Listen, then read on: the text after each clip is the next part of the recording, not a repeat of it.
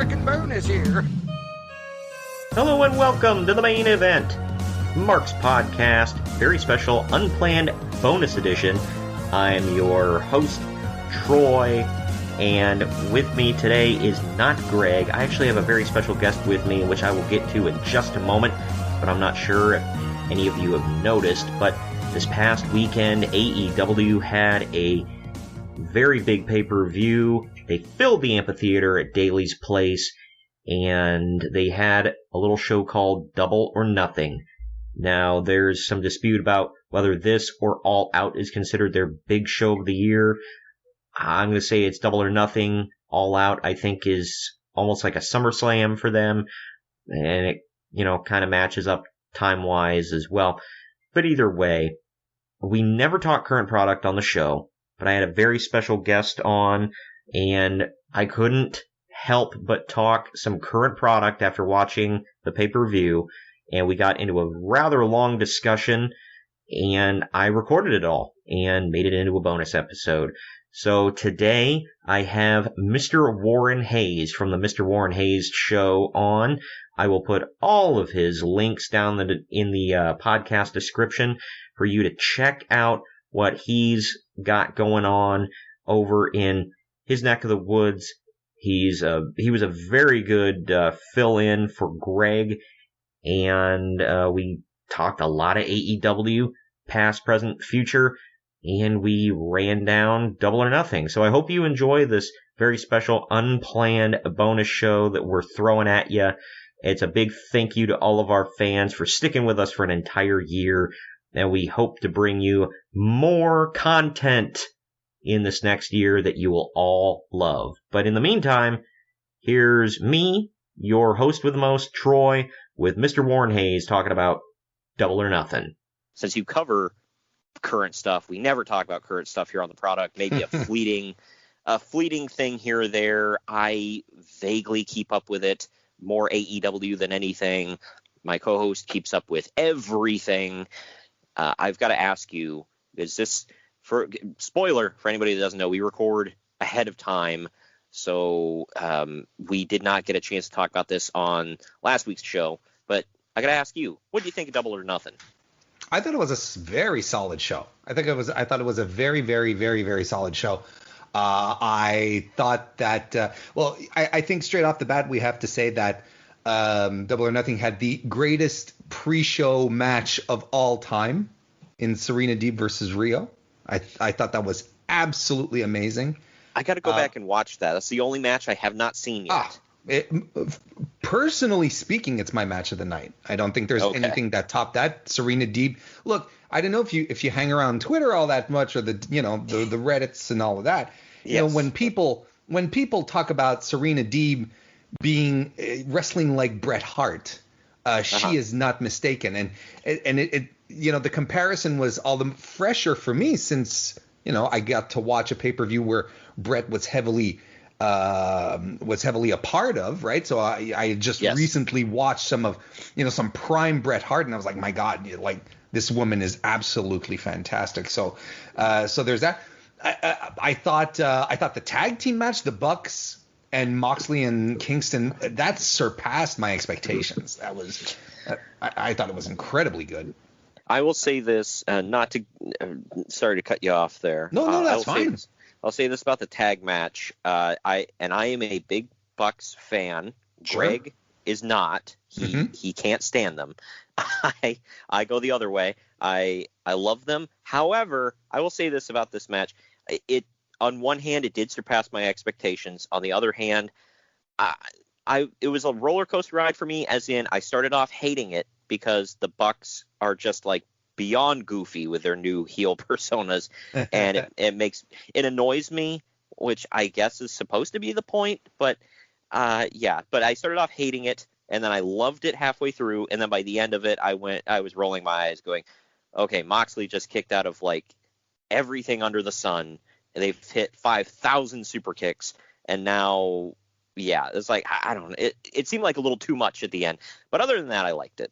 I mean, they did have to murder his head to finally put him down, right? I mean, so there's that.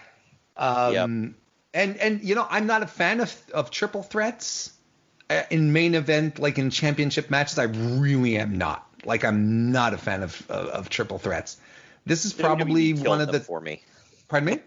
WWE killed them for me. Yeah, you see them a little too much. This is one of my favorite main event triple threat matches that I've ever seen. I thought it was great. Shout out to promotions though. That I'm not saying, hey, let's do more. That's not what I'm saying. But this one was really good. Yeah, WWE. I don't remember what year it was, but I don't know if you remember. There was a certain year. I want to say it might have been 2015, but I might be off. Where WWE running joke between me and my friends was, how are they going to add more people to this main event? Mm-hmm. Because it just seemed like everything was a 6-pack challenge, a 5-pack challenge, fatal 4-way, all year. And I was like, not everybody has to be in a match. I think it was indicative of that whole era, actually. Like the multi-man matches, that was crazy. It was lazy booking, in my opinion. Well, like, look, I mean, WrestleMania 22 was the main event was a triple threat. Mm-hmm. WrestleMania 24 too, 25 as well. Yeah.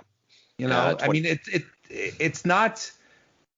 It's just a little bit overdone, and to me, it's like it's a whole other discussion for a whole other topic and a whole other show, but I think that if you can properly build stars, you should never have a problem to book a one-on-one match that will get people compelled enough to watch your pay-per-view or buy it or whatever your economic model is at the time, Yep. I think it was a big problem. And this show, I will say, I laughed when Lio Rush came out for the Casino Battle Royal. Not because I don't like him. I do like some of the stuff he does in the ring. I think he's a little full of himself, but that's neither here nor there. But I laughed because Greg absolutely hates him. Oh, really? And when he came out, I laughed out loud, and I went, oh, because I watched it the night of, whereas Greg went to Disneyland, so he couldn't watch it live. And I went, oh, man, I can't wait to hear Greg's reaction to this. And he just texted me. He said, Lio Rush, yay. So I said, yep, I knew what your reaction was going to be. But the match was saved, in my opinion. Like, it was a fine battle royal, but the match was saved, in my opinion, in the end, because I thought, well, Christian's going over. But it was Jungle Boy. Mm-hmm. Christian was my prediction. I mean, that was the if you followed Christian's story or gimmick, whatever you want to call it, since coming into AEW, he was like, no, I don't want to be thrown into a title situation. I want to earn my way there, right? And he's been having super solid matches, winning.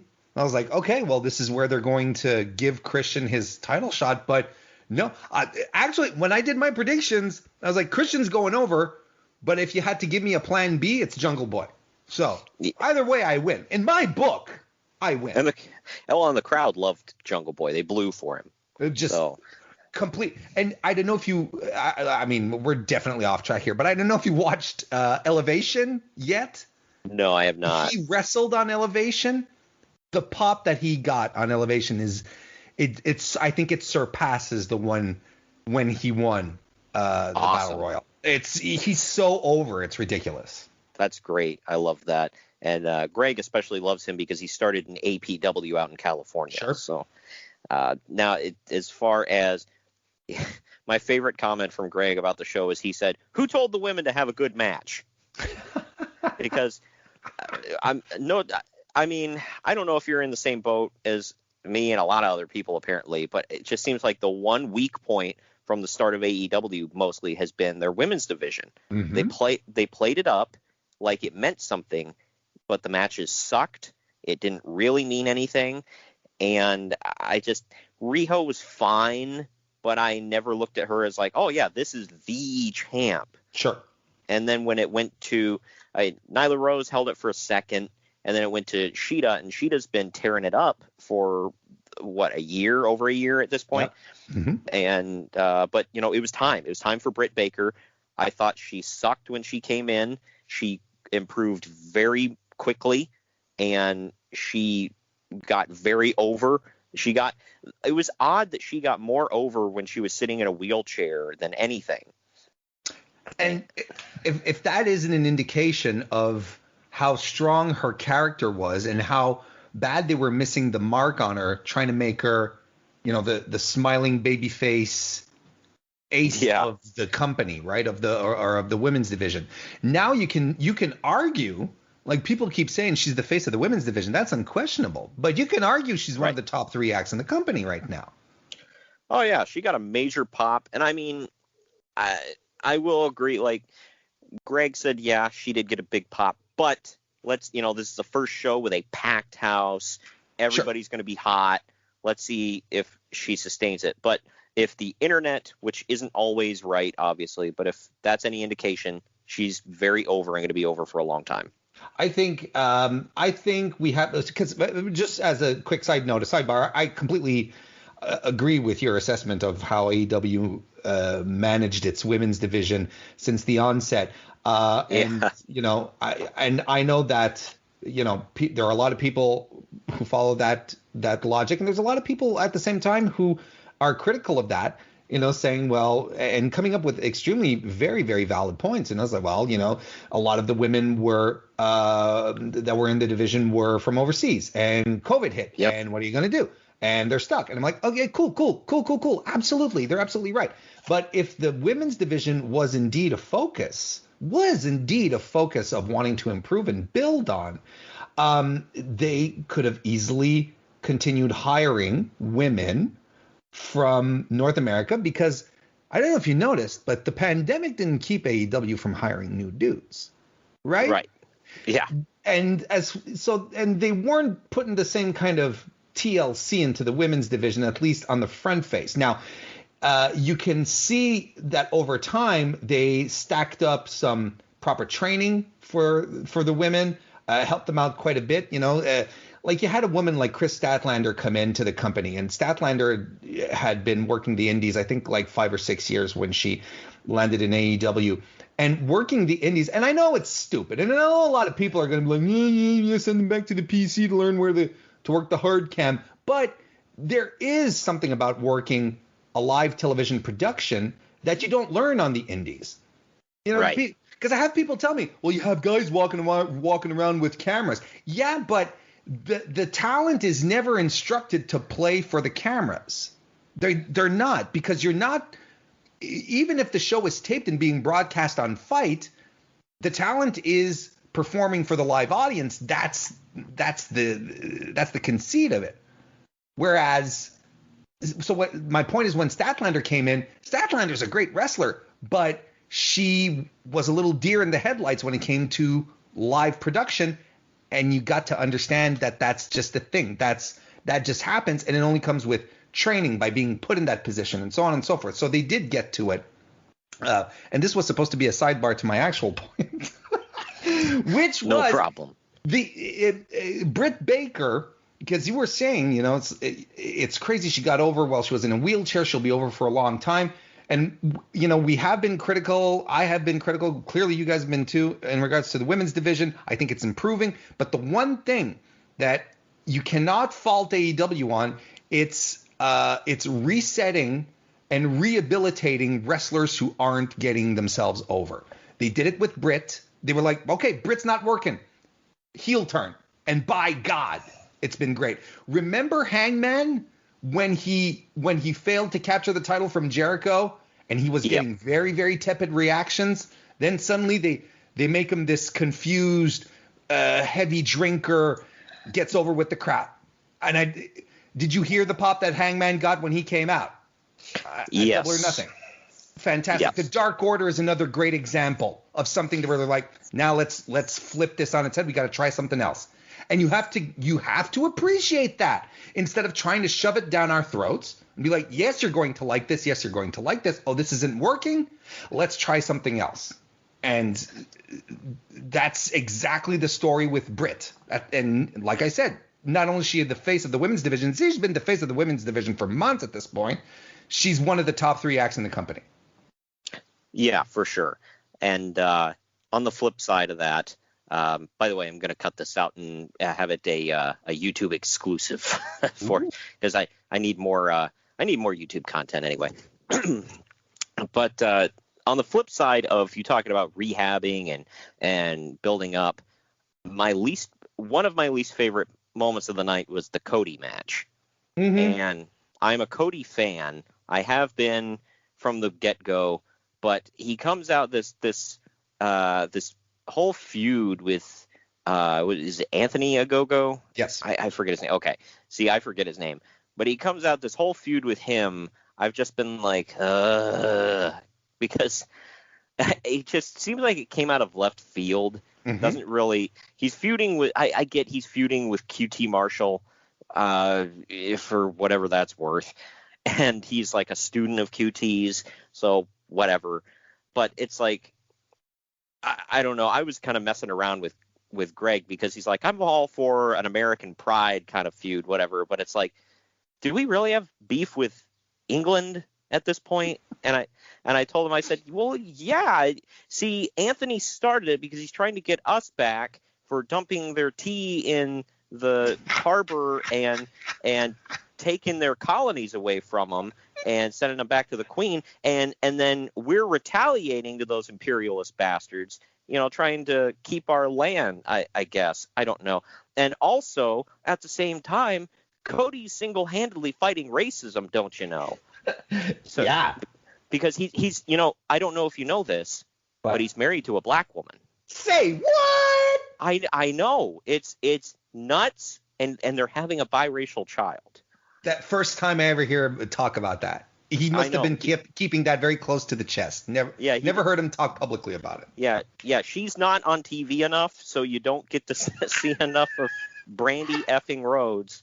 And I don't know. I mean, I'm all for a Yay America thing on Memorial Day weekend, whatever. It just seems so random and weird. And then he's coming out and frickin' Justin Roberts, the grandson of a plumber, the son of the American dream, and the future father. And I'm like, for God's sake. Mm-hmm. Like, is this really getting Cody over anywhere but in his own mind? Yeah, if anything, I'd say right now Cody is probably one of the most divisive individuals in wrestling talk right now. Because he used to get a huge pop. Oh, everyone loved him. Well, yeah. I mean, how could you not, you remember, like you said, when AEW started, he was one of the front facing individuals who was always out there talking to the media, and he's getting me excited. He has this great match with Dustin, right? Yeah. Oh my God, this is awesome. He does the moonsault off the cage onto Wardlow. Everyone goes, my God, look at this. This guy's on his TNT run where he just goes up and down and he's putting over guys, even though the guys aren't necessarily winning. He gave, he basically gave Ricky Starks a job, Yep. That one time. He was almost doing the John Cena.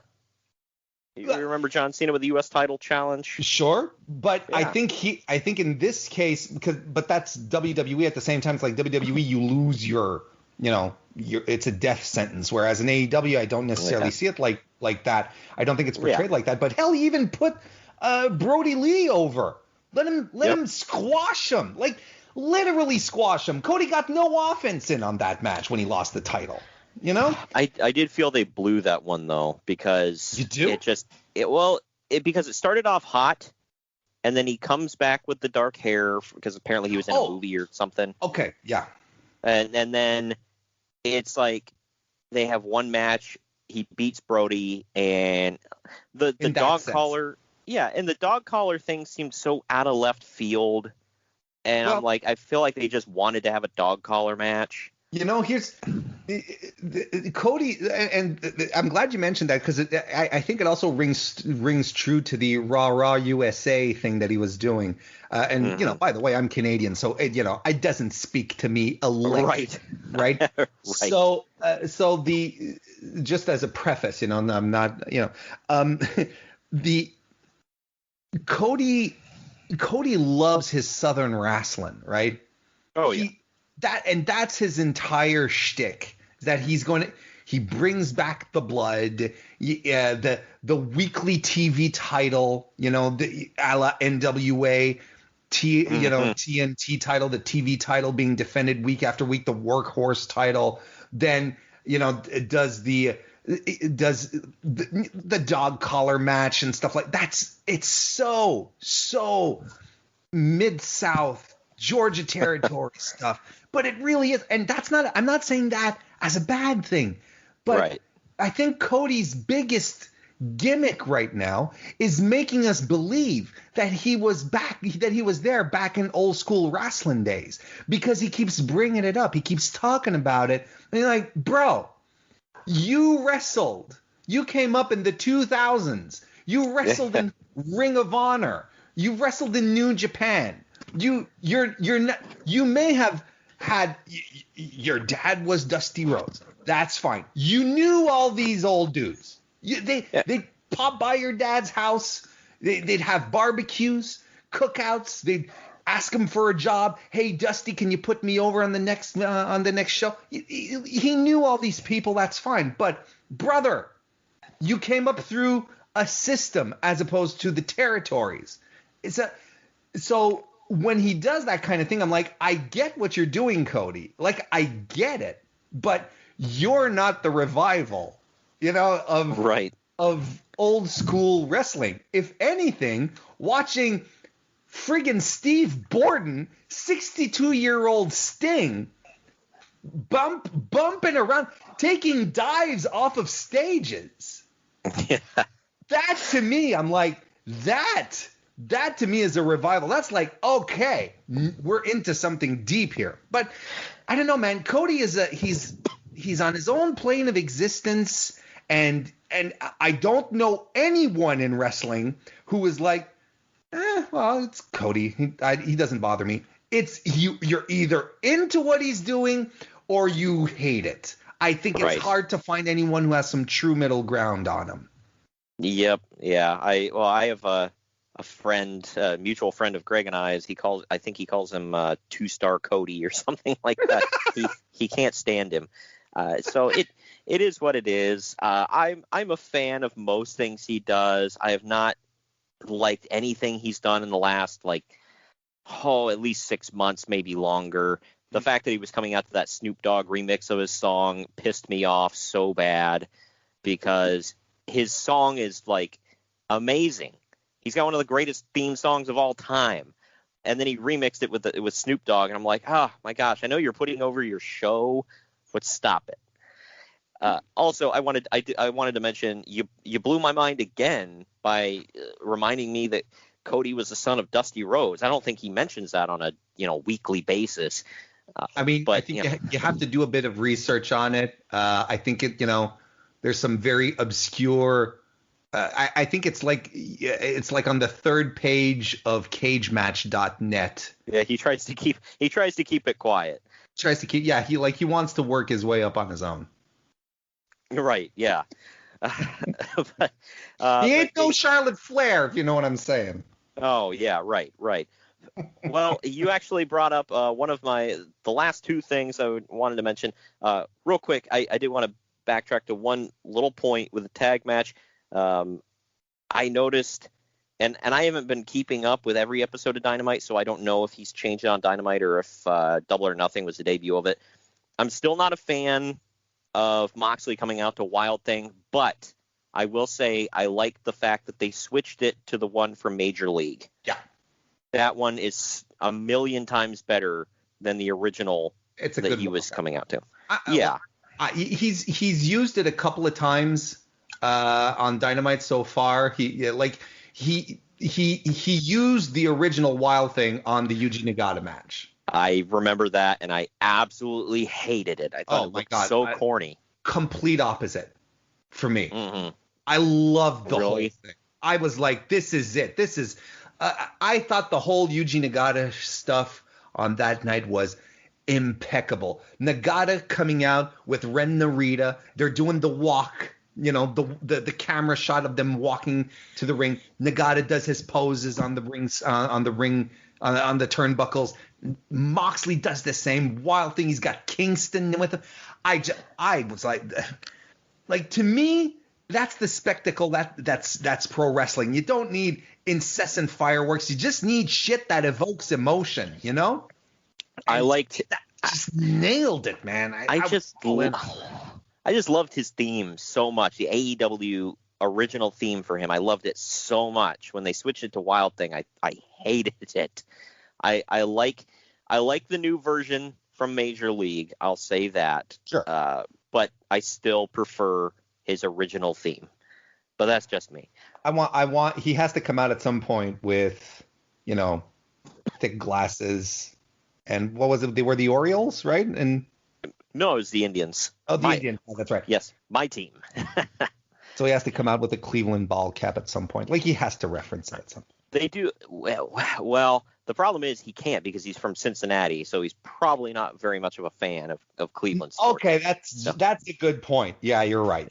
Because I was thinking about that too. I'm like, he probably won't come out in a Ricky Vaughn jersey. No.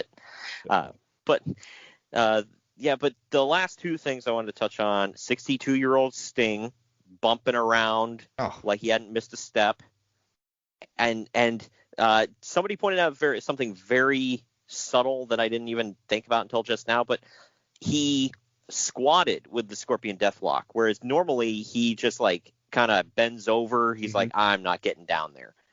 So he's putting in some effort. He looks like he's having fun.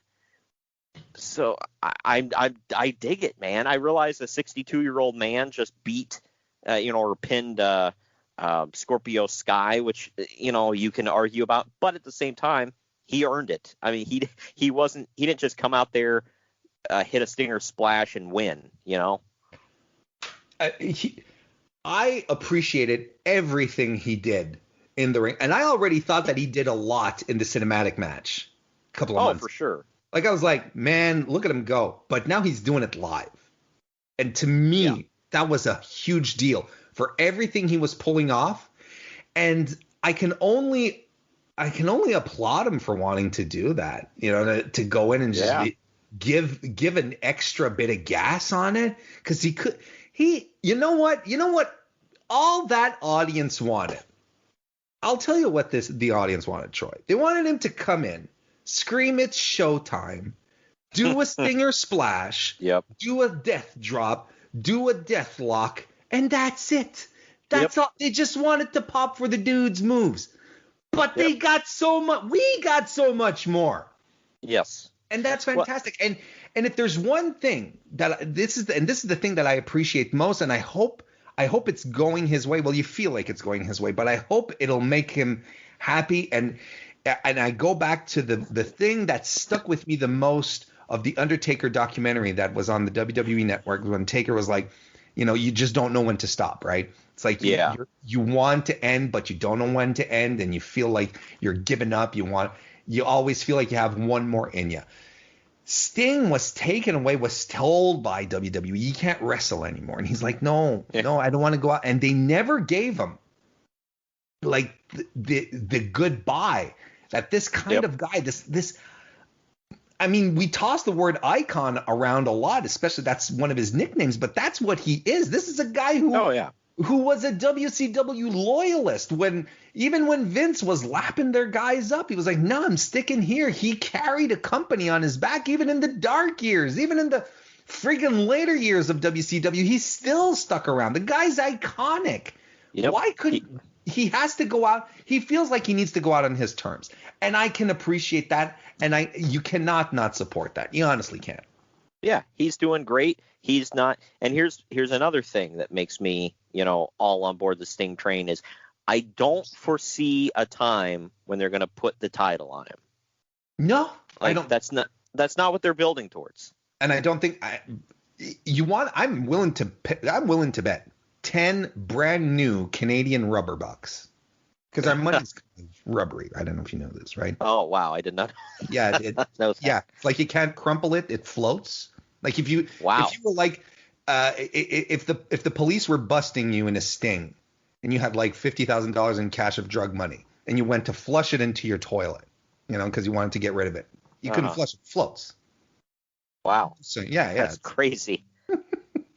So it's biodegradable. Yeah, no, it's absolutely not biodegradable. Or that's what I meant. Not, but yeah. No, it's awful, terrible. So 10, it's impossible to counterfeit though. That's the point. Anyway, $10. What would I bet $10 on? I can't remember what we were talking about. Sting not getting the title. Oh, the title. Willing to bet $10. He told Tony Khan. So I'm not necessarily interested in the titles. I just want to go out on my terms and have someone retire me. And he's putting over Darby. Look, here's the thing. I would argue that Darby Allin was over from the start. Oh, I think sure. Cody Rhodes made him a star.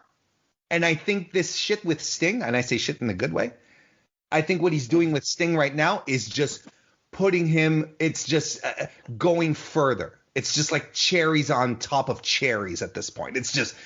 They're making Darby Allin into a mega star. It's ridiculous.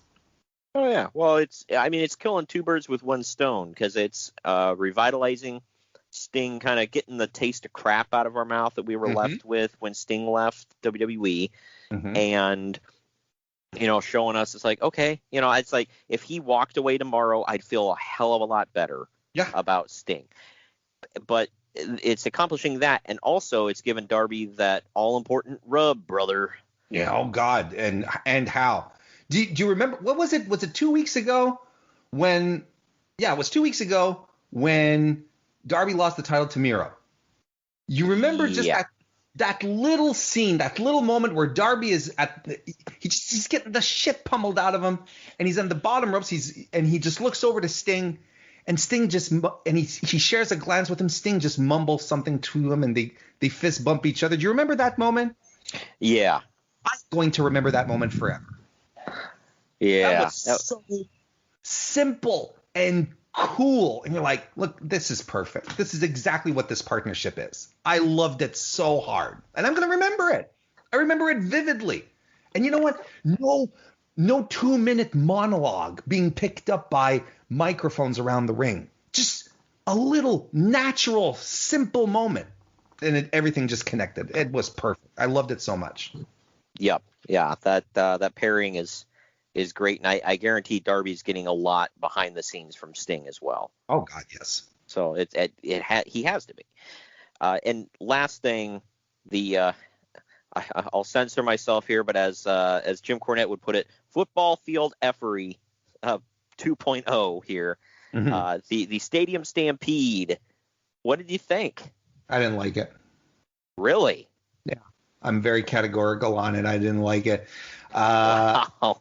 I thought it was drawn out. I think it was 10 minutes too long. Wow. I think they should have brawled more for the live crowd. If I had been in the live crowd, I would have been a little pissed. Not gonna lie. They should have brawled more live in the crowd. I think that I was shocked that they did comedy. Really? Because I felt like they couldn't do comedy after Blood and Guts. Because just a couple of weeks ago, these guys were in a cage. They were bleeding their hearts out. They were destroying each other.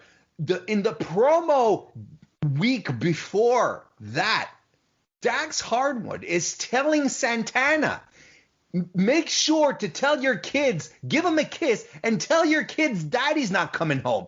Telling him he's going to kill him. Right? Yeah. And then you end up in, suddenly FTR and Pride and Powerful are fighting in a club where Conan is DJing? What? It was a big disappointment for me, especially since on the Go Home show, they hit pile drivers through tables off of the ramp thing. Yeah, that one was a little weird. So I was like, okay, so they are going to go violent on each other again.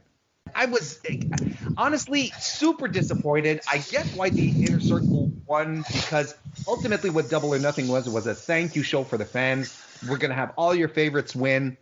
We just want to hear you cheer. We want you to be happy. Inner Circle goes over. Everyone's singing Judas. Everyone's happy. But Inner Circle should have lost. The match should have been completely different. It should have been shorter. I didn't like it. I thought it was, to me, it's another main event pay-per-view. It's another main event, gimmick main event that AEW doesn't deliver on. Wow. See, I felt I knew going into it, I knew what to expect. Goofiness and some comedy. I felt they played it way down from the first one. Oh, sure, for sure. There was no one resurrecting from after being drowned. I'll give you that. And there was nobody doing Northern Light suplexes across the football field from one end to the other. So that, I like that. I like that there was a little bit of comedy, but even some of the comedy they took seriously, like this wasn't necessarily comedy, but I thought it was kind of stupid. The Sean Spears stuff where he's surrounded by chairs. Like, I don't know what his obsession with chairs is. And you'll have to forgive me because my college football knowledge isn't quite up, but the coach that Jacksonville just hired. Urban Meyer. That was my favorite part because he was a coach for the Ohio State Buckeyes last time we won a national championship. So he's forever in my heart. That was close to your heart. But for me, I'm like, there's a guy throwing footballs to Chris Jericho, and Chris Jericho is pelting MJF with the footballs. To me, I'm like, what's going on? That to me is ha-ha comedy, because what if I'm MJF, I'm like, screw you guys, and kick him in the nuts or something. You know what I mean? It's like they're just throwing footballs at you, and he's selling them like chair shots. Well, that was another one where it's like there was a lot of comedy, but they made it a little bit more serious too, because then he took a stapler and stapled his freaking head, and I'm like, holy crap. Yeah. Look, it didn't connect for me at all. I really didn't like it. I think it's a downgrade from last year, and I thought it should have been something completely else. Well, one negative. It should not have come after Blood and Guts. Absolutely freaking not. It was stupid. I get the stipulate, they wanted it's like, okay, one more try, and if you fail here, then, you break up. But it's like, shouldn't the War Games be the end-all, be-all play? Well, traditionally, War Games matches aren't blow-offs. Yeah. Yeah, so it doesn't really bother me if they want to keep it. The thing that Troy, where I'll meet you on, I think the common ground we can find here is that if you're going to do Blood and Guts and you're going to continue this feud, this sucker needs to elevate. You need to bring it to another level. You have to ramp everything up, and that's what I was expecting from this Stadium Stampede. No comedy, brutal arena fighting, but no, we got a kind of a watered down version of what happened last year. Yeah, I agree to an extent with that for sure. The one positive I've really got to put over is Sammy Guevara getting the final pin. Well, shocker. Sammy Guevara is going to be a star for the company. I don't know if you knew this. Right. He had that stumble where he was a young, stupid kid saying and doing young, stupid kid things. And we can say, yes, he was an adult. He should have known better. But, I've never said anything like that. Okay. No, that kind of shit never came out of my mouth either. Right. When I was, what was he, 19 when he said that? Well, old enough to be having tryouts at the PC. Right. Yeah, he should have known better at the age of 19. That kind of, it's like people put over there talk about, they said that's not even like a euphemism for anything. Like, no. Who just says that? But he got caught up in the moment and said, on a shock jock radio show and said something really effed up and inappropriate at the age of 19, I don't think we should skewer him for the rest of his adult life because of it, especially because he's never shown a propensity for actually doing that kind of stuff, you know? Sure. Nobody's ever accused him of being a creep or of really, I mean, that's the only negative I've ever heard about him, other than there for a while when he was wrestling Matt Hardy, people were saying he was taking some liberties and getting a little too excited. But it seems like he's calmed down, and I mean, whichever way you look at it, I think outside of him, because I agree, I think it was a stupid thing to say, and it reinforces so many disgusting aspects of how men perceive women, and whatever, right. I mean, in the wrestling you can't space condone especially. It. Right. But if he's, I think he's shown change. I think he's taken it seriously enough. And the thing here is that Guevara is a star. That's the thing. So he picks up the win. Of course, I think it's a big deal that Sammy got the pin. Saves the Inner Circle to a certain degree. He's the one who picked up he picked up the win for the team. I mean, it's a big freaking deal. It's especially huge. After he's the one that surrendered at Blood and Guts. Right. Yes. So it comes full circle. Yes. And he's the one who left the Inner Circle because it didn't feel like the Inner Circle anymore. Like, there's a good story in there in regards to how he feels about his team. For sure. Yeah. He's probably the most loyal member. Yeah. It was really good. And final thing here, I'll just ask you to wrap it all up. I've seen some people say, and Greg said he was hard pressed to think of a better one. Do you think this is the best AEW pay-per-view yet, or no?